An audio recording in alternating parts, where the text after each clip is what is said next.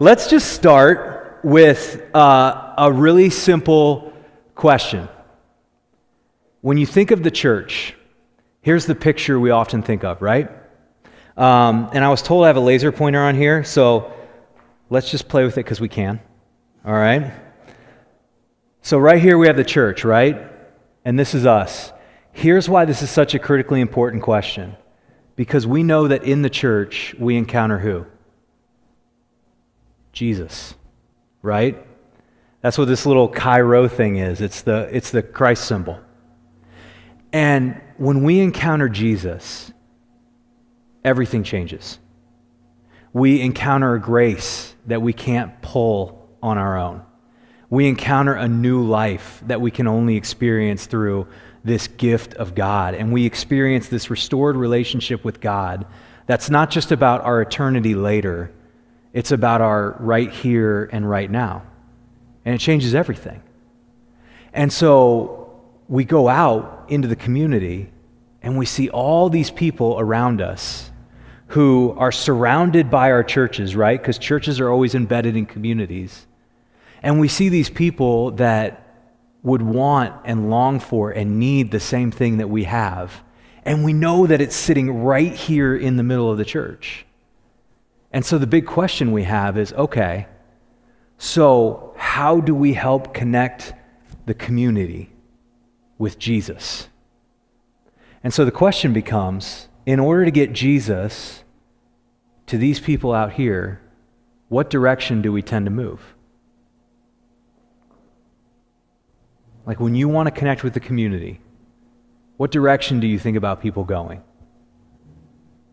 We got to figure out how to do what? Get them in the church, right? That's the goal. And so what we do is we say, how can we get these people, all these different people around us, the people we're surrounded with, into our church? And you know what's really interesting? This isn't something that has anything to do with worship style or even ministry style. Because you can have really traditional, stock and standard Lutheran worship, right? Like the really good stuff, what we like to call with the smells and the bells, right? And then you can have really outside the box, contemporary Lutheran stuff. Just hypothetically, a church in what used to be a plant shop. If I was just coming up with one example. But it's the same operating system. We think we have to figure out how to get people in here. And what I want to tell you is, number one, it doesn't come from a bad motivation, right? Because what's the motivation? The motivation is to help see people connected with Jesus. And there was a time and a season in the church where that was a really easy thing to do, right? Because Jesus, whether you're talking about Canadian culture or American culture, was the center of culture, or the church. And so to get people to come in and connect it with church was a lot easier. It was a normal thing to do that. But over the years, things started shifting. And now all of a sudden we wake up and we're in a world where the church is not the center anymore. And going to church and prioritizing being in church is not the norm. And what's really interesting about that is there's this missiologist. His name is Alan Hirsch. And he's an Australian. And what Alan Hirsch has been saying for the past decade plus is this. He said, even the way in which we structure church really only appeals to 40% of people. And that doesn't matter whether you're talking about very traditional style church or really contemporary style church.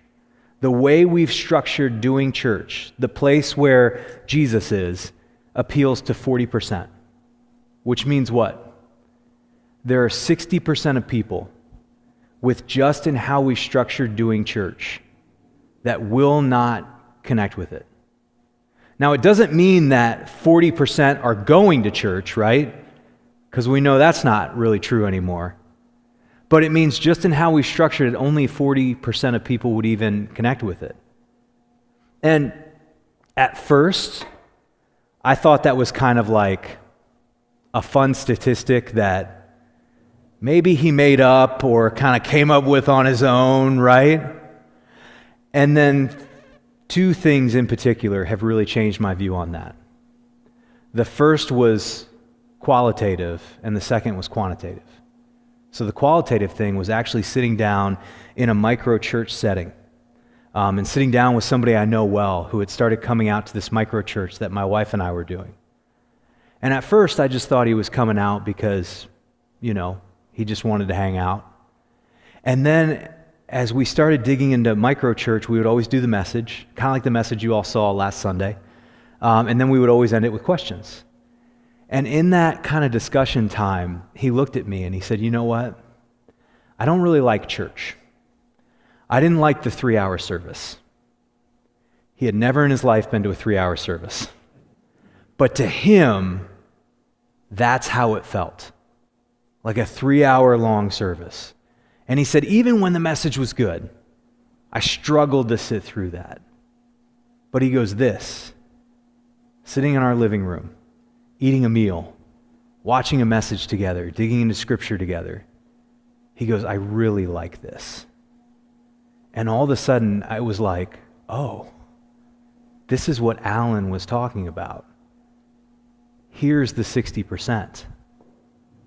And I thought that was really interesting recently because the other thing that came out some point in 2022 was one of those really fun Barna studies. And in this Barna study that I came across, they were looking at people that visited sacred spaces, transcendent spaces. So not just Christian churches, but just church or spiritual space in general. And do you know what they found out? They found out when they did their study that only 31%, and this is in the U.S., of all U.S. adults had stepped into a transcendent space. Not Christian, but just U.S. adults. This is my favorite. 14% aren't sure if they have or not. So they're like, was that a church? I don't know. But 55% were like, no.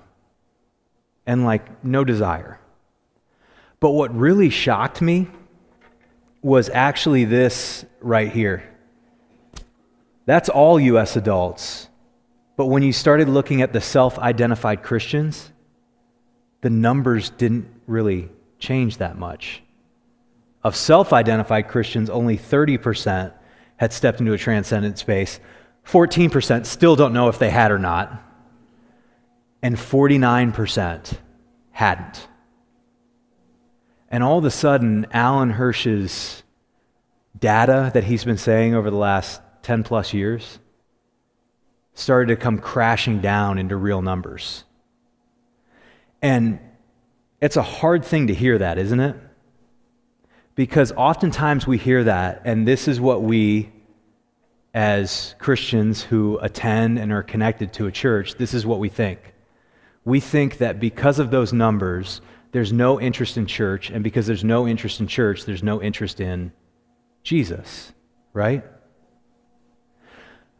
And then once again, two things have changed my opinion on that. One was qualitative, and one actually happened this morning, and it was quantitative. So recently, we moved away from the Northeast to launch out the network and do it full time. So I moved down to Florida. And we had a big network of lost friends, and it really grieved our heart that we would have to leave. But for some reason, God in His wisdom decided that we would get to come back. So we spent 5 months in Florida, and then we moved back to New Jersey, back to our old neighborhood, around all our friends that were disconnected from church. They were ecstatic that we were coming back. We were ecstatic we were coming back. And so here I am, I'm sitting in this coffee shop that I usually sit at early in the morning to do work. And this guy walks in, guy that I know pretty well. His son is friends with my son. And he looks and he goes, "What are you doing here?" And I was like, "What?" Like, this could go one of two ways, and I'm not sure which way it's going right now. And he looks at me, and he goes, "I was thinking about you last week. wishing you still lived in town. He goes, I was going through a hard time and I've actually been thinking about going to church. And I was like, that's amazing. We go to church every single weekend. You should come with us. No. He's like, I'm not there yet. But he looks at me and he runs into me a couple times at the coffee shop and he finds out that I'm trying to get back into running. He's training for a marathon. He looks like a runner. He runs like a runner. And he looks at me at the coffee shop, clearly, not the marathoner. And he goes, hey, how about we go for a run? And I was like, okay.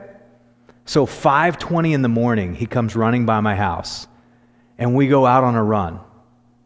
We spend the next 40 minutes having a spiritual conversation with a whole lot of him talking and a whole lot of me keeping up and throwing in little things between breaths. You know what I realized in that moment? It wasn't that he didn't want to go to church, so he wasn't interested in spiritual things. He's interested in spiritual things. He just needed the church to come where he was. And so he will dig into those things at 5:20 in the morning on a run. And I was just waiting for him to come Sunday morning to sit in a church service. That was the qualitative thing. But here's the funny thing. I woke up this morning and I was checking my email and I follow Carey Nieuwhof's blog. He's Canadian. Phenomenal, right? And he released another set of Barna stats. Except this set of Barna stats really caught my eye. It just came out in a 2023 study. And this is what this study found out. It found out that there's actually a rising spiritual hunger in the U.S. And in those stats, I kind of equate some of what's going on in U.S. culture to some of what's going on up here. And it said this, and this is what shocked me. It started looking at these different questions. Do you believe in God or higher power? Gen Z, millennials, Gen X, and boomers. 77% of Gen Z say they do, 76% of millennials, 77% of Gen X, and 79% of boomers. You skip up to the top, it says, would you like to grow spiritually? 73% of Gen Z said they want to grow spiritually. 77% of millennials, 77% of Gen X said they want to grow spiritually. And 72% of boomers. You know what's interesting about that? In the numbers, it's saying there's a lot more people like my friend. Like my friend that is interested in spiritual things. He just needs somebody to go on a run with him. Like my friend that sat in my living room who's interested in digging into the Bible. He just needs to do it in a different setting. And so the issue is not like we thought. The issue is not that they're not interested in church, so they're not interested in Jesus. What they need is a church that meets them where they are. A church that will go out to them. Now, if only we had a model for this. Wait a second. We do. Jesus, when he was getting ready to ascend into heaven in the Gospel of Matthew, it says that he says to his disciples, this is Matthew 28, 18 to 20, and Jesus came and said to them, all authority in heaven and on earth has been given to me. Go, therefore, and make disciples of all nations, baptizing them in the name of the Father and of the Son and of the Holy Spirit, teaching them to observe all that I've commanded you. And behold, I'm with you always to the end of the age. Now, you know what's really interesting? That word go in Greek, do you know what it could actually be translated? It could actually be translated this: bring to church. No, I'm kidding. It can't. There's a few theologians out there going, I don't remember that in Greek class. What verb tense is that? No, but when you look at kind of how we operate and the limitations we put on ourselves when it comes to outreach and connecting with people in faith, you would think that's what Jesus said. But no, that word go, actually, when you dig into the Greek, means as you are going. So think about this picture, because words and the words we use are really important, right? Because they create pictures in our mind and actual frameworks that we then live out. And so if we think go, we oftentimes think what? Go. Leave this place. Jump on an airplane. Go somewhere else to share Jesus with people who are somewhere else, right? But when Jesus is saying this, what's he saying?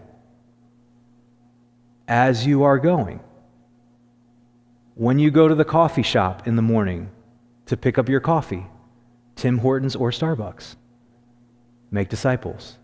When you go to work and you're surrounded by a group of people that clearly God has brought around you, make disciples. When you go to the places that you just enjoy hanging out with your friends, with your neighbors, when you're at the soccer field with your kids or your grandkids, Jesus is saying, go and make disciples. What Jesus is saying, and the picture he always gave his church, is a church that's on the go, that's sharing Jesus in the places they're already going. So actually, the picture that Jesus gave us of church is radically different than the picture we have, because instead of a church that's coming in, what we like to call the magnet model, what Jesus says is, no, you're supposed to be a church that goes out. And so we may come in this place to connect with Jesus, to hear his word, to be charged up in who God is and by the community of people God surrounded us with. But at the end of the day, he doesn't want us to just sit here. He wants us to leave. He wants us to go out. And when we're out there, you know what he wants us to do? Share the gospel. Make disciples. Let people see the life of Jesus in real time, the way Jesus used to allow them to experience it when he was on the earth, right? Think about the Gospels. Jesus spends some time in the synagogue and some time in the temple, but where do you read him spending most of his time? Out with people, on the go, in the places that some people said he shouldn't be. But why was he there? Because it's not the well that need a doctor, it's the sick. But you know the powerful thing? When we do this, when we start moving into this model that the New Testament has, what you start to realize is the church starts to spring up in those places. So all of a sudden, when you meet people where they are, and you start connecting with them in the gospel, all of a sudden, they start to connect to Jesus. And when people start to connect to Jesus, and groups of people are gathered together, all of a sudden, what starts to spring up? The church. See, there's this picture, and this is not in our slides, so I'm going to draw it for you because any good missional talk is going to include subjecting people to bad artwork, right? What we can think about it is like this. We've got this lost person out here, right? We'll do. This is equal opportunity lostness, right? And we have over here Jesus. And so what missional thinking tends to do is this. It tends to say, how can we draw the shortest, quickest line to Jesus? And the goal in going out is to be able to do that. So what's the shortest, quickest line for my friend from Starbucks?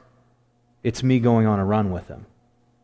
The thing that tends to get in the way, and the thing the magnet model tends to do is this.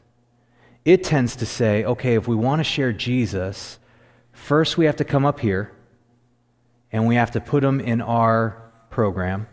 And I'm not saying church is a program, but that's just the image we've been using, right? And then once they come here, then they can connect here. So what we've done is we've created this extra step.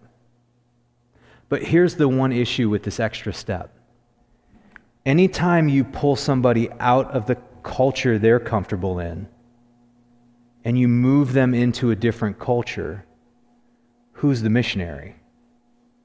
Is it the person that's already in the culture or the person that's had to come into the culture? Because now what they're having to do is they're having to learn how we do things here and what things we do and what things we don't do and what are the different dynamics that go on with being in this place. And then as they start to learn that, then they finally get to learn Jesus. Whereas what would happen if we just drew a quicker, straighter line? And it's tough for us because being in church, we oftentimes think we're not that weird. We do normal things. We do it the same way we've always done it, right? That's what we as Lutherans are very good at. And for me, I thought, even in a church we started in a movie theater, I was like, this is a comfortable space. People could come outside, they'll get it. And I remember when we started our church in the movie theater in Tennessee. And I remember one time we had this guy, Corey, and he came up. He was in his early 20s at the time. And he said to me, hey, Matt, he'd been coming out a little bit, didn't grow up in church. He said, hey, I've got some big spiritual questions. Do you think we could take some time for coffee? And I was like, yes. And you know what I was thinking in my mind? This seminary degree is finally going to pay for itself, right? Because I'm going to get the big stuff. I'm going to get the stuff that you have to read in some obscure book, right? And I'm prepping for the big stuff. And we sit down for coffee. And he looks across the table at me, and you know what his question is? He goes, why do we sing? That's just weird to me. And I was like, what? And in that moment, it would have been very easy for me to look and go, that's not weird, that's normal, that's what you do in church, right? But all of a sudden, it created this moment where I started seeing the church through his eyes. And I started thinking about all the different things we do, that the only place you do them is in church, right? Like think, you'll gather together on a Sunday morning. You'll sing for about 30 minutes, right? And then somebody will get up and they will give a TED Talk, right? And then after that TED Talk, they're going to pass a plate around where everybody knows money goes in, but it does not come out, right? And then at the end, we'll send you out with a blessing. Where else do you do that in the world? You don't. This is weird, and this is different. And it's not bad to be weird and different. We have spaces that we need weird and different. But for the person that's trying to connect with Jesus, sometimes the expectation to come here first becomes more of the obstacle than the help. And it doesn't mean that this is bad. We'll talk more about how important this is. It will always be important, right? Because Scripture said, do not neglect what? Getting together, right? But what comes first? Because eventually, if they come here and they connect with Jesus, they will come here. But they will be here because they become a part of the church. And they gather together to learn more about what it looks like to be connected to this Jesus. And so that's really the goal of what we're talking about this week, is how do we change the operating system? How do we change the way we see the world around us? And all of a sudden, what you may used to have thought was an obstacle could actually become an opportunity. I'm going to give you one example, and then we're going to take some time to kind of dig into this together. I don't know what it's like for you here, but in the States, Sunday used to be the sacred space, right? So you would never do sports on a Sunday morning during church time. Now we have a new church, and it's called soccer, and it happens every Sunday morning during church, right? And for years, I would hear people go, why are they on the soccer field when they need to be here in church? And then my kids started getting involved in youth sports. And here's what I learned. As a parent of somebody that is involved in youth sports, you spend a whole lot of time doing what? Sitting on a chair or a bleacher around a bunch of other parents that have now been held captive watching their kids play this game. And it's not like the Major League Soccer, okay? We're not glued into every second, right? Because little Johnny's over there and he's now sitting in the corner of the field picking daisies when the ball is coming toward him. You spend a lot of time doing what? Talking to the other parents, building a relationship, because you found out you have kids that are around the same age that are involved in a sport together. Oh, that maybe go to schools near each other. You start to dig a little bit deeper. You find out you have similar issues and challenges and just life things. You find out, oh, these people are pretty fun to hang out with. You start to build relationship and deep relationship. And God can use that deep relationship to do what? Share Jesus. And we sometimes miss that opportunity because we've decided that's the obstacle and not the opportunity. And we decided it's the obstacle because of our operating system. But if we had a different operating system, it could change everything. So, here's what I want you to do. I want you to take just a few minutes at your table now, and I want you to discuss. I know these questions are hard to read, so I'll give you 3 questions you can use to kick this around a little bit. And as you're talking at your table, if more kind of questions and stuff pop up, let's take some time together as a group and dig into them. But I want you to talk about them together first before we dig in together as a big group. So first question is this. What stuck out to you in this session? Was there something that you really kind of caught that stood out above the rest? Was there something that confused you? Or maybe something that you were like, nope, totally disagree with that. That guy is wrong. That's okay. You can do that. What stuck out to you in the session? Number 2, what challenged you? And then number 3, what would it look like if you put a different operating system into practice in your church?